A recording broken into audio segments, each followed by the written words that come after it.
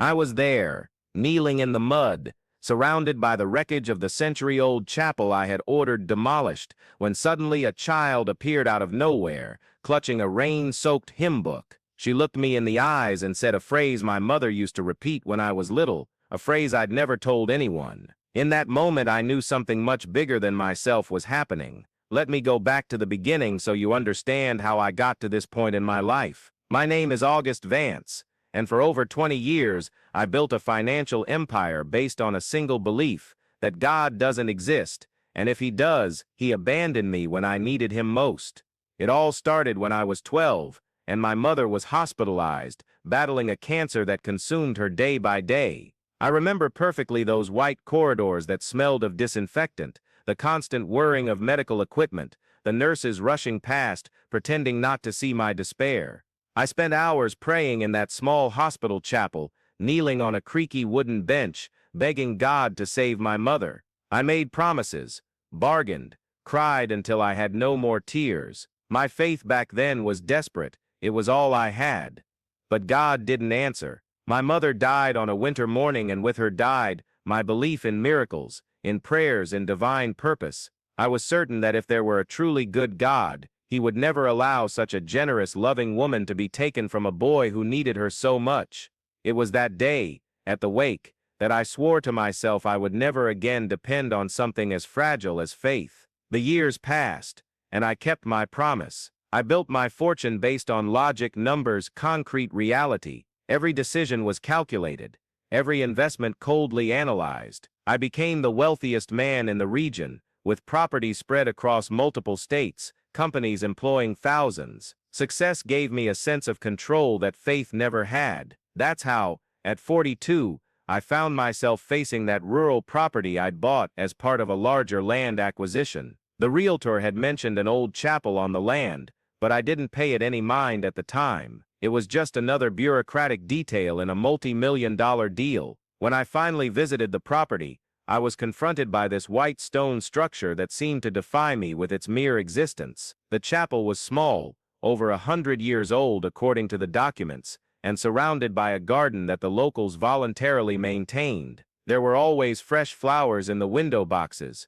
The stones of the path were clean, and as I approached, I could hear voices from inside. Someone was singing old hymns. The sound brought back memories I had buried deep in my memory, and I felt a rage growing in my chest. I discovered that the local community used the chapel for weddings, baptisms, prayer meetings. There was even a small orphanage operating in the back, where underprivileged children received care and education. To me, it all represented exactly what I despised most: people placing their hopes in something invisible, deluding themselves with promises that would never be kept, wasting time on empty rituals when they could be solving their problems practically. I couldn't accept that on my property, built with my sweat and intelligence, there existed a monument to human naivete. Every time I passed by, I felt as if those stones were judging me, reminding me of a time when I was also foolish enough to believe in miracles. The chapel's presence on my land seemed to contaminate everything I had built. That's when I made the decision. In a meeting with my lawyers,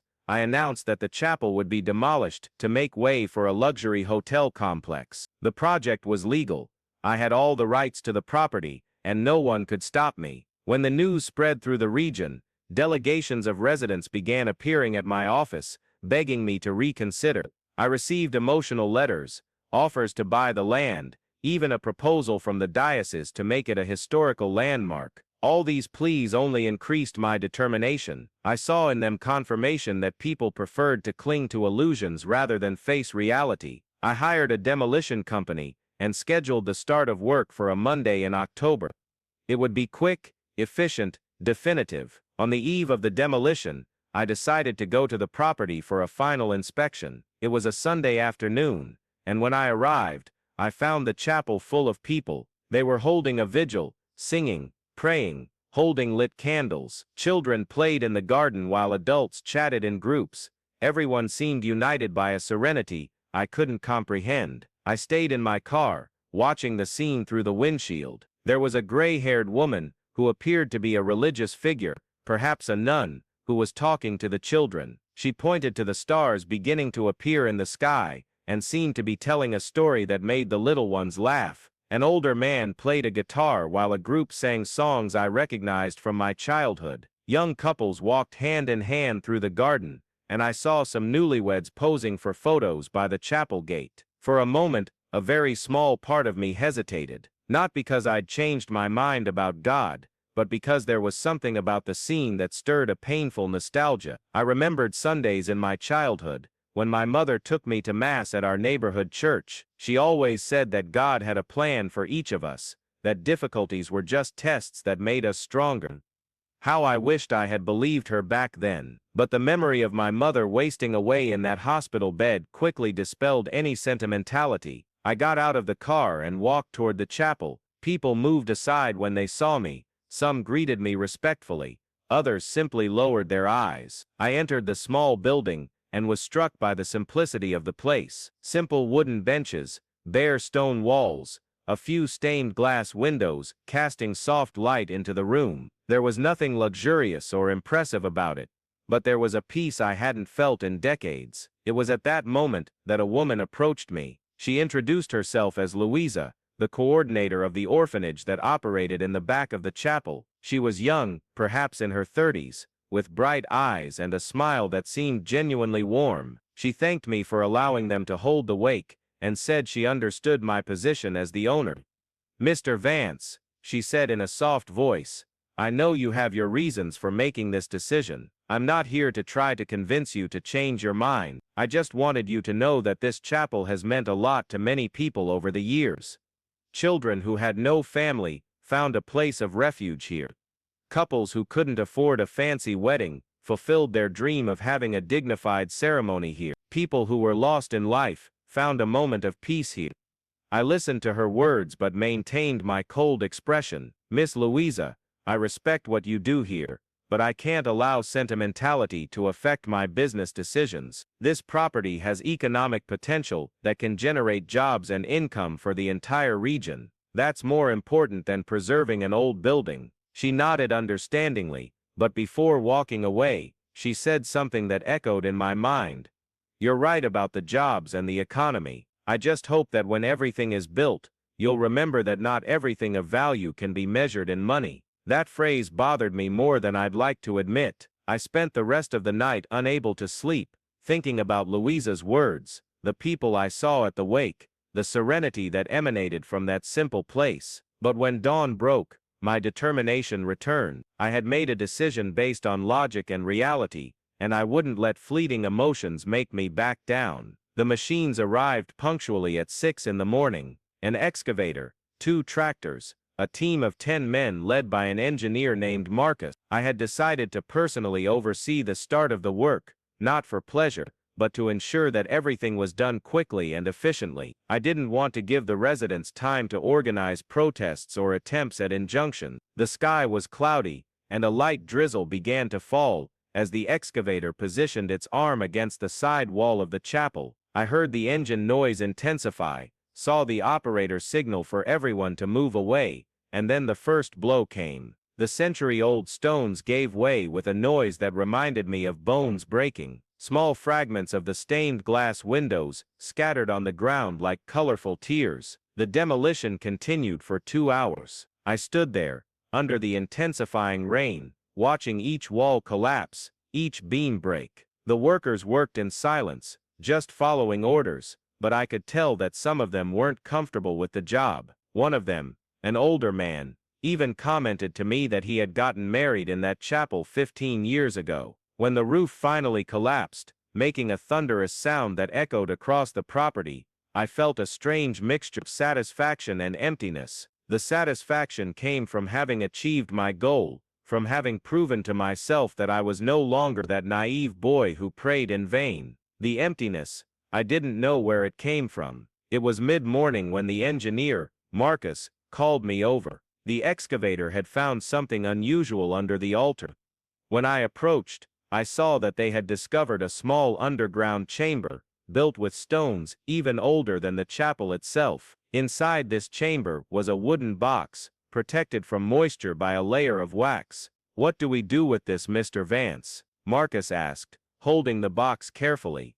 My first reaction was to order them to throw everything in the rubble, but something made me change my mind. "Let me see," I said, taking the box in my hands. It was surprisingly light, and had delicate carvings in the wood that seemed to represent religious symbols. I opened the box right there, under the rain. Inside were letters, many letters, some yellowed with age, others more recent. There were also photographs, small personal items, and a leather-bound diary. Everything seemed to have been placed there by people who considered that place sacred, like a kind of time capsule of requests and thanks. I picked up one of the oldest letters, and began to read. It was from a woman named Mary, dated 1952, thanking God for finding her missing son, after praying at the chapel. Another letter, from 1967, was from a man thanking God for getting a job after months of unemployment. There were dozens of similar letters,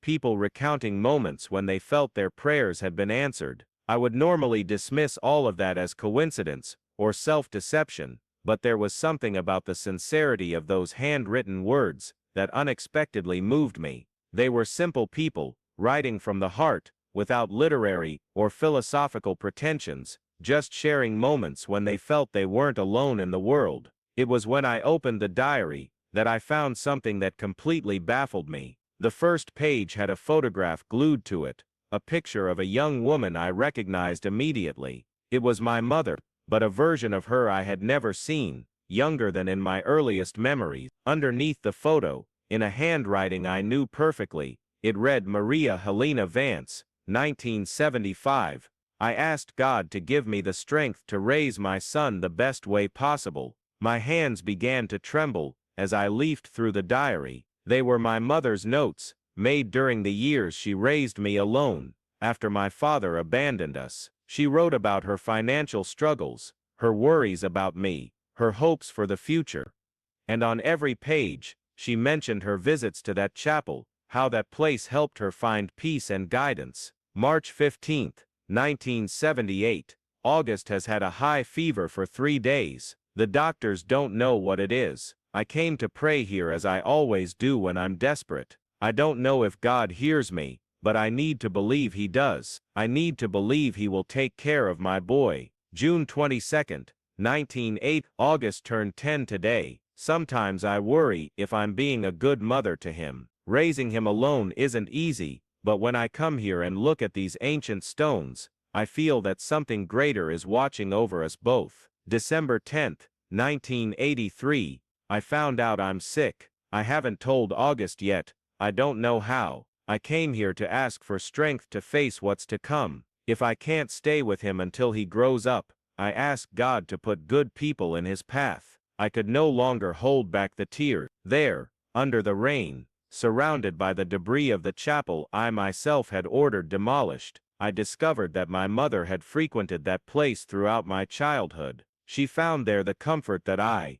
years later, would try to destroy out of anger and disbelief. The last entry in the diary was from a few days before she died. August is angry with God because of my illness. I understand his anger, but I hope that one day he will understand that sometimes God answers us in ways we don't expect. Perhaps my greatest prayer has already been answered. My son has become a strong, intelligent man, capable of building a good life for himself. If he lost his faith, at least he didn't lose his capacity to love, even if he doesn't know it yet. I closed the diary and looked around. The workers had stopped working and were watching me from a distance, probably realizing that something had changed. The chapel was almost completely destroyed, only a few walls still standing, but my mother's words had rebuilt something within me that I thought was dead forever.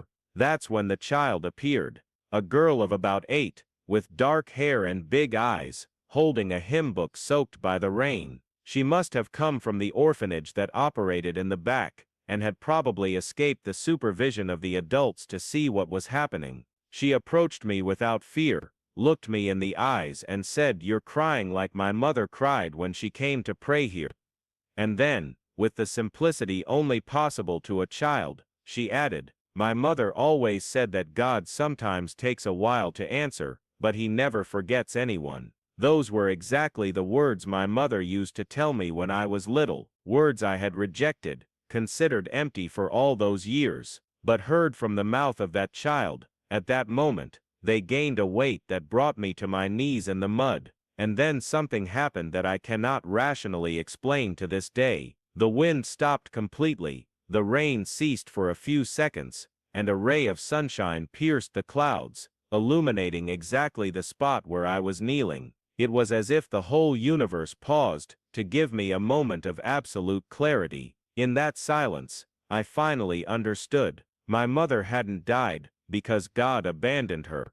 She had lived long enough to teach me everything I needed to become who I was, and even after she died, even through my anger and denial, she had found a way to continue guiding me. That chapel I destroyed out of hatred was in fact the place where she had asked for protection for me all those years. I picked up the child, she let herself be embraced without resistance, and for the first time in decades, I prayed. I didn't ask for anything, I didn't bargain, I didn't demand miracles, I just gave thanks. I thanked her for having had a mother who loved me unconditionally, for having built a prosperous life that I could use to help other people, for having found those diaries before it was too late to understand the message. When I rose from the mud, everyone around me was silent. The workers, the engineer, even some people from the community who had arrived upon hearing about the demolition. It was as if everyone had witnessed something they couldn't define, but that had touched them deeply. "Stop the machines," I said to Marcus. "The demolition is cancelled, but Mr. Vance, almost everything is already down." I said stop. My voice came out stronger than I intended, but there was no anger in it, only determination. "We're going to rebuild. We're going to rebuild everything exactly as it was." In the days that followed, I became a different person. Not overnight, real change takes time, but I began a process of transformation that continues to this day. I hired the best architects specializing in historical restoration, brought in artisans skilled in ancient techniques, and imported handcrafted stained glass windows to replace those that had been destroyed. More importantly, I began to truly get to know the people of the community. Louisa became my main consultant for the reconstruction, helping me understand not only the physical structure of the chapel, but its significance to all those families. I discovered that the orphanage housed 40 children, that there was a literacy program for adults, and that young couples without means held their weddings there free of charge. Instead of the hotel complex, I decided to create something even more ambitious, a community center that included the restored chapel, an expanded school, a vocational training center, and yes, also a small hotel, but whose profits would be entirely reinvested into social programs in the region. The reconstruction took 8 months. I oversaw every detail personally, not out of distrust, but because I had discovered a joy I didn't know existed in helping create something that would serve other people. When the walls rose again, when the stained glass windows were installed, when the bell rang for the first time, I felt a completeness that money had never afforded me. On the day of the reopening, hundreds of people came from all over the region. There was an ecumenical ceremony, with representatives from various faiths, but the most moving moment for me was when the children from the orphanage sang the hymn from the waterlogged book the little girl had been holding that rainy day, their innocent voices echoing among the stones I had ordered demolished and then rebuilt, seemed to absolve me of all the anger and bitterness I had carried for so many years. Louisa approached me during the celebration and said something I hold dear to this day: "Your mother would be proud of the man you've become." It wasn't a religious phrase, it wasn't a sermon about faith or God, it was simply the acknowledgement that I had chosen to build instead of destroy, to unite instead of divide. Today, 5 years later, I visit the chapel every week, not because I've become extremely religious. My relationship with God is still complex and full of questions. I visit because I found there a peace I didn't know existed, and because each visit reminds me that there is something much greater than my personal problems, my fears, my ambitions, My mother's diary now sits in a glass case at the entrance of the chapel, along with other testimonies from people who have found meaning in that place over the years, not as relics of superstition, but as reminders that faith, regardless of its form, can be a powerful force for good when used to bring people together instead of separating them. I learned that I don't need to believe in miracles in the traditional sense to recognize that sometimes things happen in life that have no logical explanation, but that transform us in positive ways. The presence of that child, at the exact moment I most needed to hear certain words, the discovery of my mother's diary, just when I was destroying the place that had been important to her, the ray of sunlight that pierced the clouds at the moment of my epiphany. I can call it all coincidence, but I prefer to call it grace. If you've come this far in this account, you're probably going through a difficult situation in your life, perhaps questioning your own beliefs, perhaps feeling abandoned by God or the universe. I want you to know that I completely understand these feelings, because I've been exactly where you are now. I don't have definitive answers about faith, about the meaning of life, about why bad things happen to good people, but I've learned that sometimes the answers we seek don't come in the way we expect. Sometimes they come through simple people who cross our path, through unexpected discoveries, through moments of silence, when we finally manage to hear our own conscience. What I can say for sure is that it's worth keeping your heart open to the possibility of transformation, even when we're at rock bottom. It's worth considering that perhaps our pain has a purpose, that perhaps our struggles are preparing us to help other people who will go through the same difficulties. The chapel today is a meeting place for people of all ages and faiths. Weddings, baptisms, prayer meetings still take place, but also computer classes, support groups, cultural festivals, and meetings of local cooperatives. It has become exactly what my mother always dreamed of, a place where people find not only faith, but also community, hope, purpose. And I, who once wanted to destroy it out of anger at God, am now its greatest guardian, not because I've become a religious fanatic, but because I've understood that preserving spaces for encounter and reflection is one of the most important things we can do for humanity. In an increasingly individualistic and materialistic world, we need places that remind us that we are all connected, that our actions affect other people, that there is beauty and meaning in helping those in need. The story I've told you doesn't have a closed ending, because real transformations don't. Every day I wake up and need to choose again to be a better person than I was yesterday. Sometimes I fail, sometimes my old bitterness tries to return,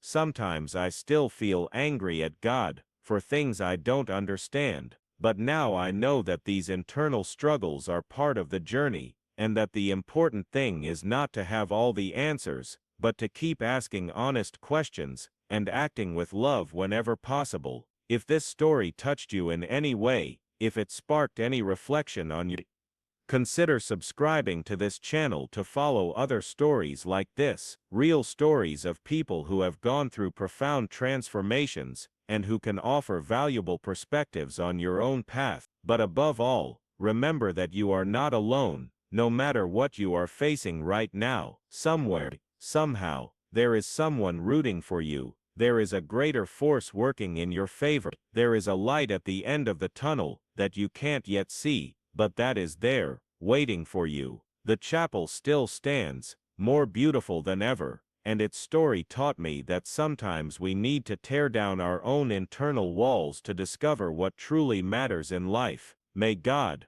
or the universe, or whatever name you give to that mysterious force that connects us all, bless your journey, and give you the peace you deserve.